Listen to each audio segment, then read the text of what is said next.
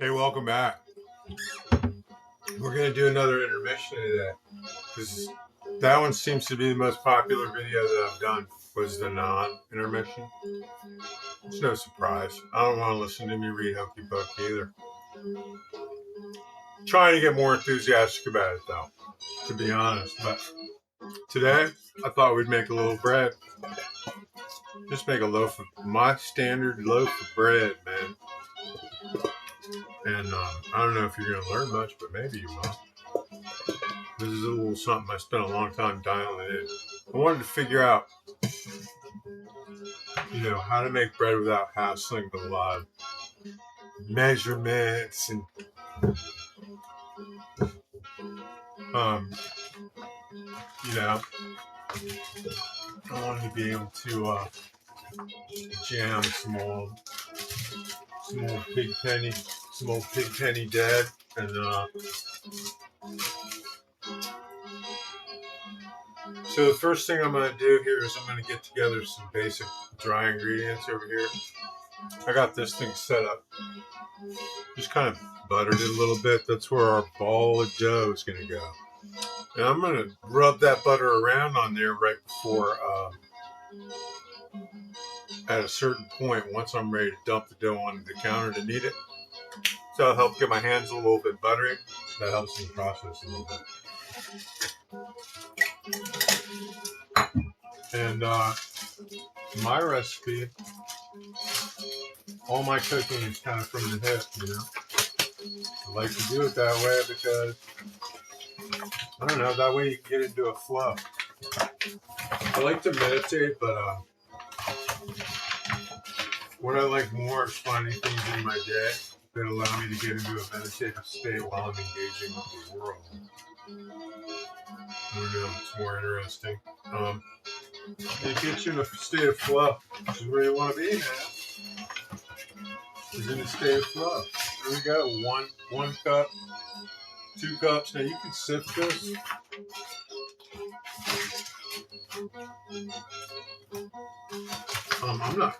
I ain't gonna, because I don't have to.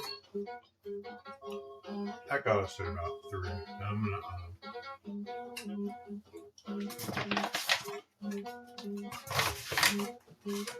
have about another quarter cup on handy to dust my surface, man. Because you gotta dust your surface, dude. If you don't dust your surface,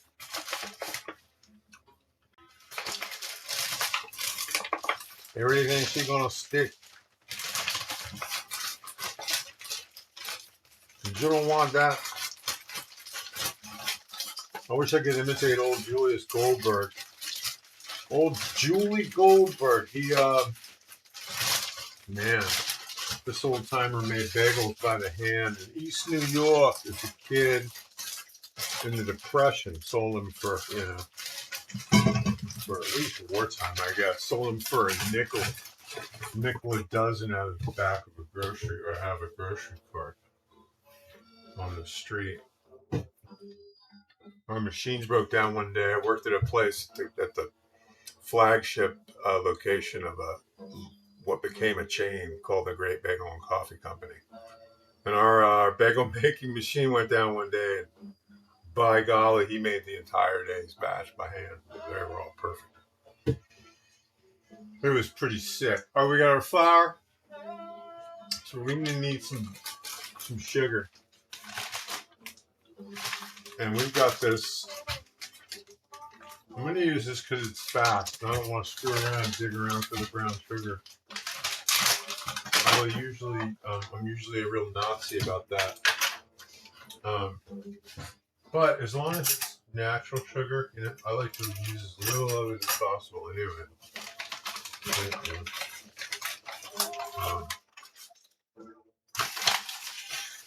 A couple tablespoons. You can see how exact my measurement was there. Really exact. All my measurements are really exact. You'll see. I'll take a photo of the bread later or something, or do a short Let me seal that up better. Ants have been ridiculous.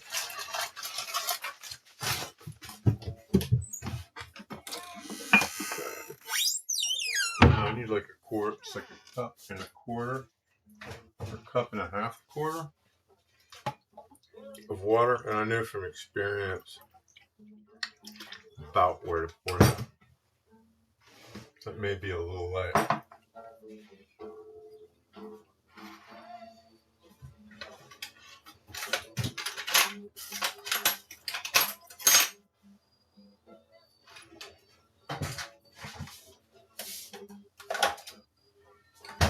Yeast, because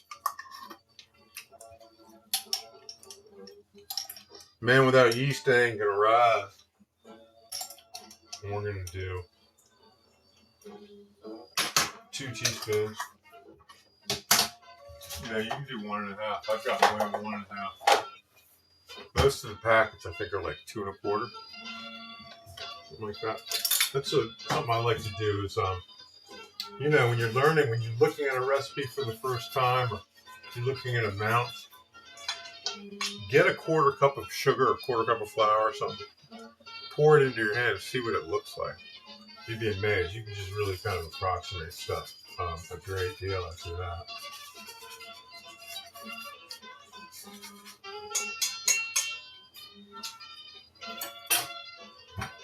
Now for this part, this is funny. I got this. This is my go-to. This little like spatula service. It's like, I don't know what kind of service it is. For like a casserole, I guess, something like that. I use this damn thing more than anything else in the kitchen.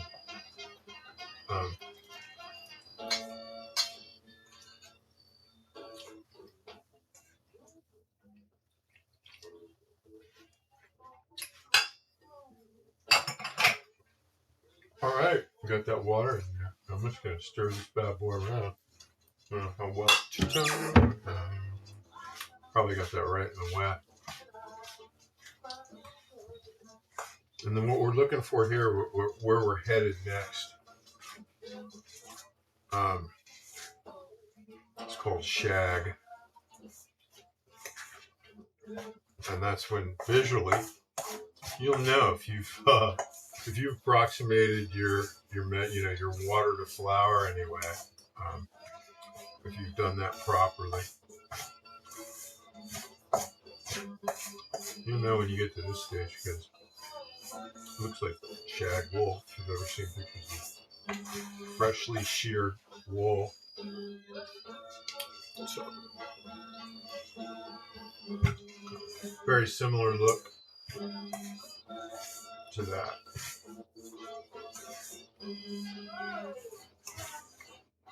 All right. Now at this point, I like to take this stick of butter. I always keep a stick of butter handy, in case you want to cook it. But ew, I wash my hands so much that my skin's falling off. So have no fear. Plus, you're gonna need it. This is the point too, where you go. When you smear the butter around your bowl, make sure you got a nonstick. Now you can get this dough off the spatula, and you can start turning this in here. You can pick up the rest of this dry flour mixture. You want to get all this into one big ball, or as much of a ball as you can get before we put it on the counter. We're going to put it on the counter and work it for about 10 minutes. That's the meditative part, but I'm not trying to keep up some kind of conversation. I'm talking about what's going on. Talk about Hokey Pokey, the writing scene. I'm really kind of a weird place with the craft, and I don't see ever giving up being a writer, but I'm certainly have given up many previous definitions of what I thought that meant, what it looked like. I think that's happening across the board. And I would have been the first to counsel people about that. with regard to almost anything else in almost any other context. Well, now you see, I would say very sagely, the rules are changing. We're entering the age of Aquarius. Everything's different. We're not, no more leaders, no more priests. This is a watershed unlike anything we've seen before. It's going to make the romance and that whole period just look like child's play. And it's true. Within my own personal life, with regard to my own dreams, ambitions, right? There's this unwillingness to realize the same thing and kind of, at least on that level, let go. But, it's inevitable, man. You gotta sink or swim, dude. And so at this point, we're gonna need this breath. And man, there's no real. What you're trying to do is you're trying to beat the shit out of these glutens and create gluten chains, from my understanding of it. And you do that by just agitating the stuff. So you want to agitate it, fold it, fold it, fold it. And you're getting oxygen into it too. It's 236. So we can get,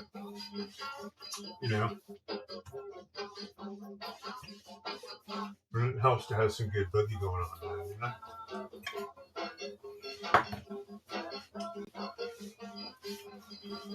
And then you can do it one-legged.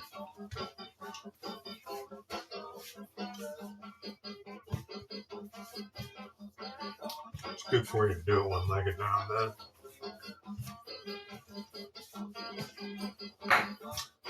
Keeps you serious. And it's good to stay serious. Let's see. Get some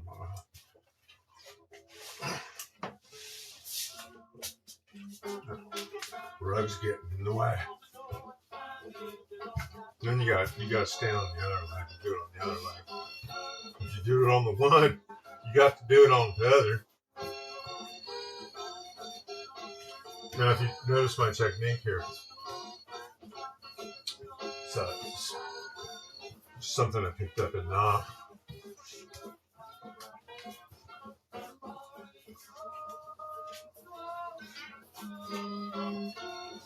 From the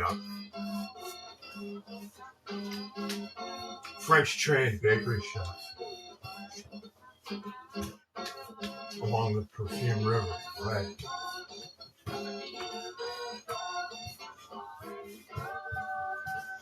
All right. Now, there's a lot of ways we can do this. You can tell it's becoming this nice little, kind of brainy thing, man. I want to keep my dealio dusted. What I'm going to be looking for at the end of the day is going to be this really, everybody played with Play-Doh when they were a kid. That's the consistency I'm looking for. It's going to be kind of not stiff at all. A little bit resilient. I've got what I call the fontanel test, because it feels to me like it's about as soft as baby's fontanel. And for some sick reason, I enjoy going there with humor. But I'll bring the dough to my wife and say, touch the fontanel. Make her tap it. She goes, ew. Because it does. We ain't cannibalists or nothing. Hell no, far from that.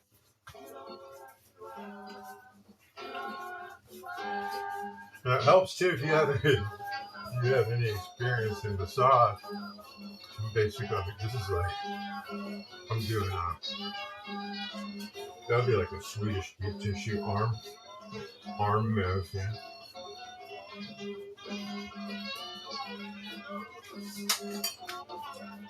Hell, it don't really matter as long as you keep moving it. I like to just chuck it too. It seems to like that. It likes the violence. It's the only place violence is really acceptable.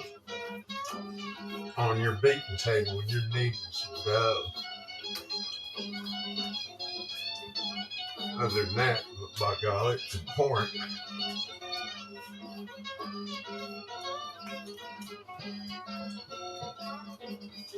Now, what I'm going to do to get this to rise, help me get this to rise, I'm going to set this oven to 350.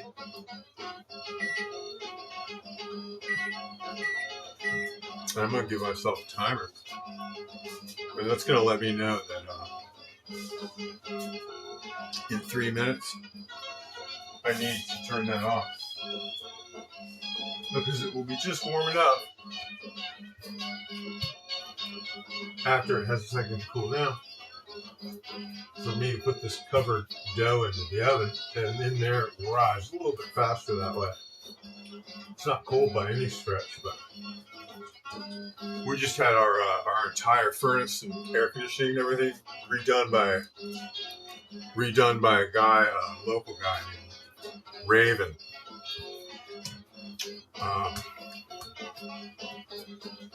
Just remember that name, Raven, Heating and Electric, AC. I'll get his full information.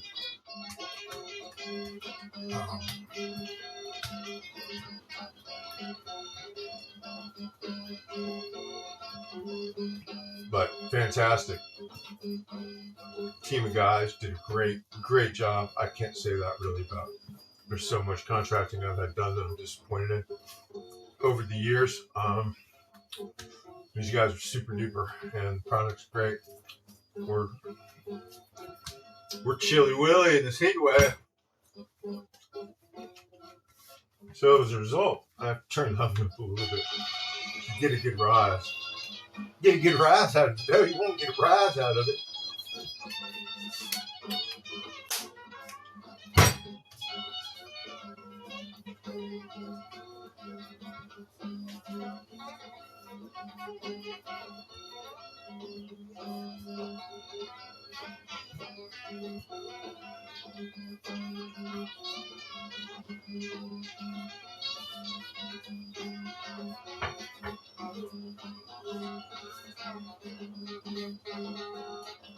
We had these chicks in college we called the Grateful Dead dancers. Didn't matter where you were, you could be. You could be in the middle of the movie theater, somebody started playing Grateful Dead, they jumped up and started dancing, started twirling. But it was kind of a joke, because they were all like, whatever. It's typical, they were like all this, pretty much. Suburban kids, but these girls were from mainline Philly. They're for a little more money and all that, but they did a really good job of pretending to be peasants.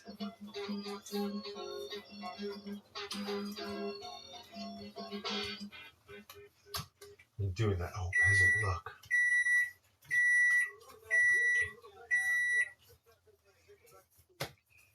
They were like the solid gold dancers, except with Grateful Dead.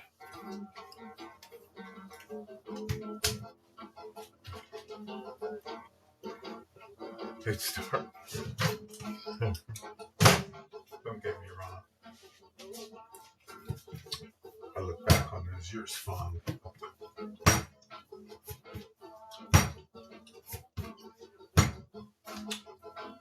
Definitely with the tongue in cheek.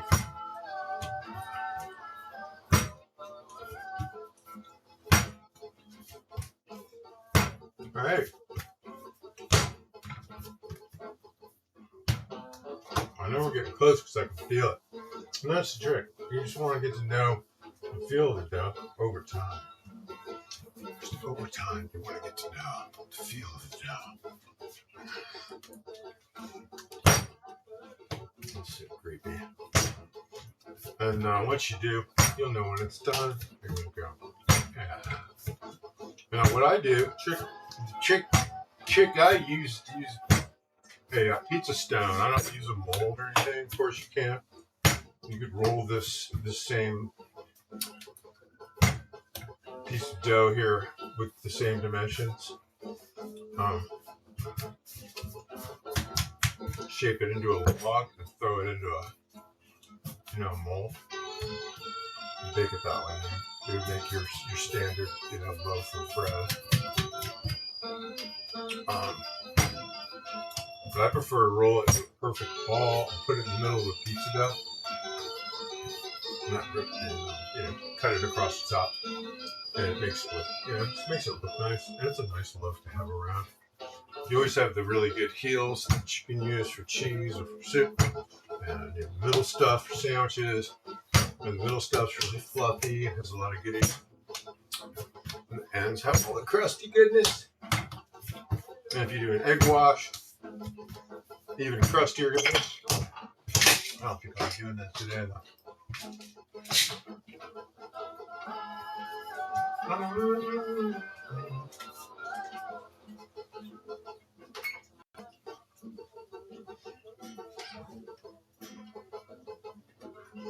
Okay, now see there, I overdid it a little bit, and I got it.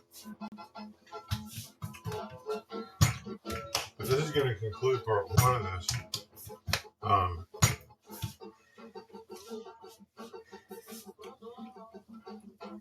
It's pretty much ready for the fondant to be touched.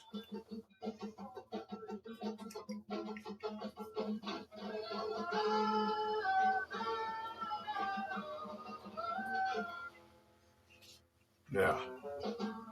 Sorry, I have no idea now. If I can't see the screen, I have to adjust my basic settings on this laptop to make sure that it stays on and this thing keeps running when it turns on. Because I know that it's set to go to sleep so many minutes after it goes into quiet mode. It's just like a little baby. It's having its quiet time, and then it's gonna get on its mat for a nap, and then we'll have to choose.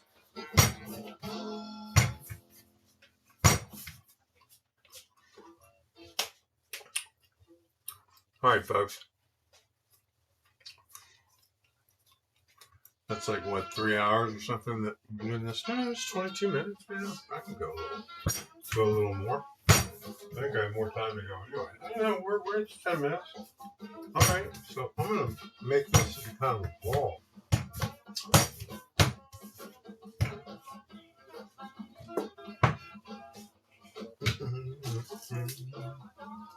You are not going to get planted. That was something that's going to get planted. I do all kinds of experimental stuff. What can I grow from stuff in the kitchen? Carrot tops, etc. I did that last year. I ran outside and stuck this little. We had these beautiful baby heirloom baby carrots from some local farm that were incredible. Oh, now I can't remember the name of the farm.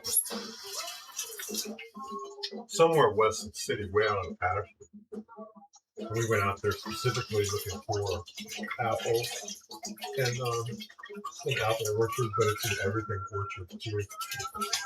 And we got these awesome carrots. So we had some tops left over later. And I just snuck one of them into the top of my garlic bed out here in the wintertime. Man, it bolted and everything. We got a bunch of carrot seeds, so we got hundreds of seeds. Save your seeds, which is really cool. But I'm always doing stuff like that. Like, oh, here's this little bit of ginger. See if it'll take. A lot more does than you imagine. Now, this goes.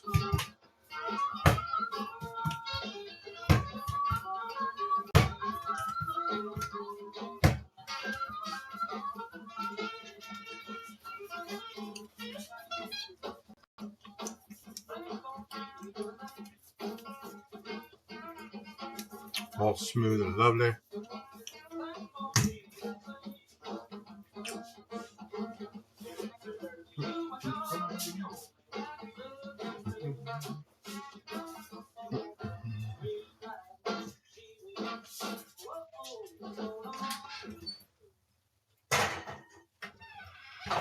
right, I'll come back in about an hour. And it'll be risen.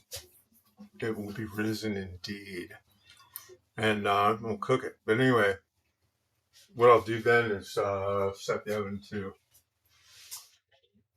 425. 425, 25 minutes on a pizza stone.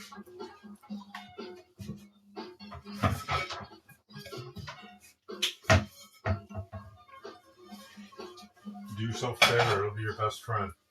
These things are awesome. Even for reading stuff, you want to read some pizza. It's the best way to do it. I think. I'm not a dietitian and I can't offer professional advice. This is for entertainment and fun only, not for your edification. And I'll be continuing to read Hokey Pokey here in a minute.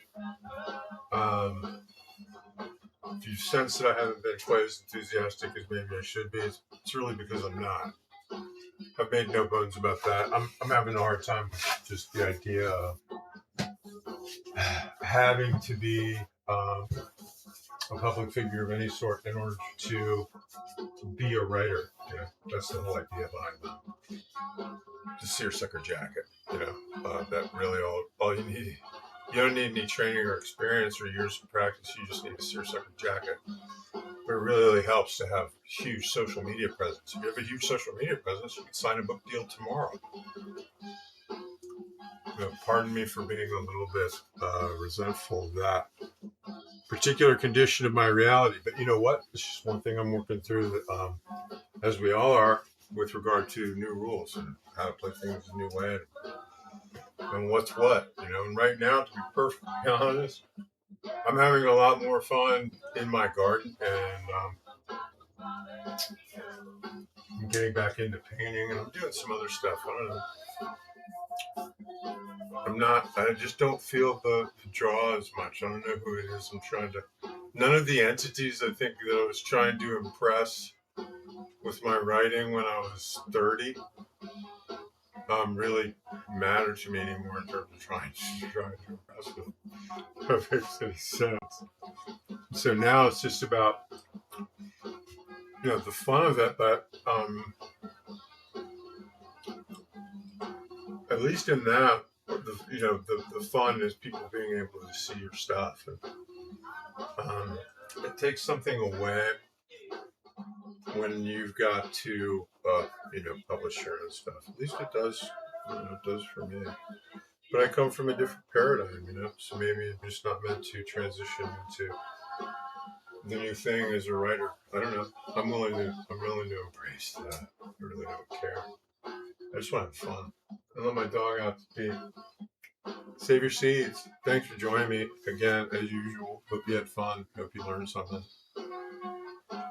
And I've got more stuff coming soon, and I'm gonna definitely read all my old Java Monthly stuff from when I was in the coffee trade, and I've got 6 or 7 feature articles that I think that's going to be next. So those will be a lot of fun and probably educational, even though this is an educational channel and I'm not a consultant. Thanks. See you all soon.